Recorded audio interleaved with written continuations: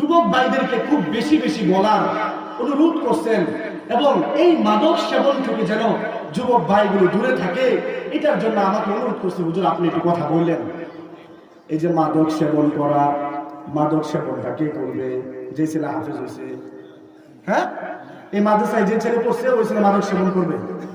একটা ছাত্র দেখান, একটা, চ্যালেঞ্জ করবো আপনাদের সাথে, একটা ছাত্র দেখান যার ভিতরে কোরআনের শিক্ষা আছে কিন্তু সে মাদক সেবন করতেছে। ইনশাআল্লাহ নাই। খুঁজে মুজে দু এক পান, তখন তো আবার ঠিক ধরে ফেলবেন, হুজুর একটা পাইছে। ওটা কি করবেন জানেন? ওটার হিস্টরি খুঁজে দেখেন, নিশ্চিত বাপ মারা কষ্ট দিচ্ছে।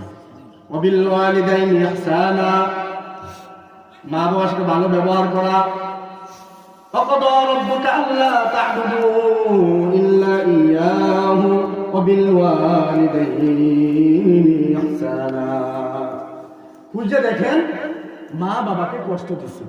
খুঁজে দেখেন হাফেজ সাহেব যখন হয়েছে উস্তাদের সাথে বেয়াদবি করছে। যে ছাত্র উস্তাদের সাথে বেয়াদবি করে, মা বাবাকে কষ্ট দেয়, ওই সন্তান কোনোদিনও জীবনে সফলতা অর্জন করতে পারে না। সফলতা আসবে সাময়িক সময়, আবার চলে যাবে, সে লাইন সেট হয়ে যাবে। তার জন্য ভালো রাস্তায় থাকা খুবই কঠিন। সেই জন্য বলতেছিলাম, ইয়া আইয়ুহান নাস, হে মানুষগণ, উবুদু, তোমরা ইবাদত করো কার?